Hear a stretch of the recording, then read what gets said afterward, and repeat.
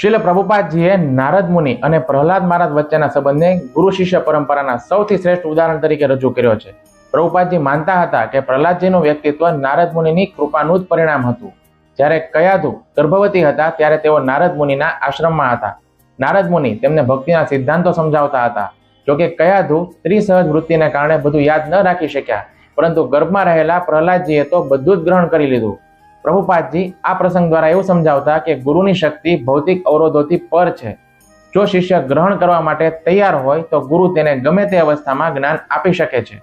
પ્રભુપાદજી એવું કહેતા કે ભક્તિ માટે શરીરની ઉંમર નહીં, પરંતુ આત્માની તત્પરતા જરૂરી છે.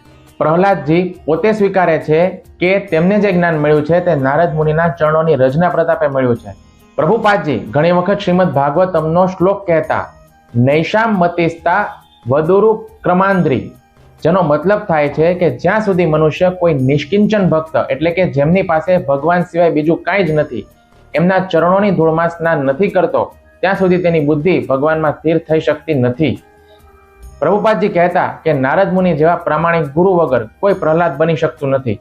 હિરણ્યકશિપુના અત્યાચારો વચ્ચે પણ પ્રહલાદજી વિચલિત ન થયા, કારણ કે તેમને તેમના ગુરુ નારદ મુનિએ આપેલા મંત્ર અને જ્ઞાનમાં અતૂટ શ્રદ્ધા હતી.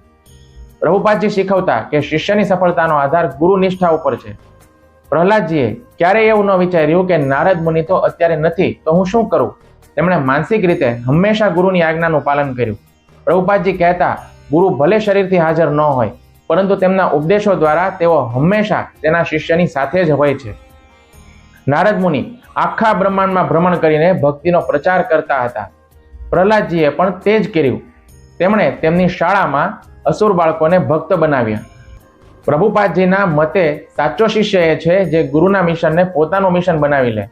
નારદ મુનિ પ્રચારક હતા, પ્રહલાદજી પણ પ્રચારક બન્યા. જ્યારે ઇન્દ્ર કયાધુને મારી નાખવા માંગતા હતા એ ડરથી કે તે અસુરને જન્મ આપશે, ત્યારે નારદ મુનિએ તેમને અભયદાન આપ્યું અને કહ્યું કે તેમના ગર્ભમાં પરમ ભક્ત છે.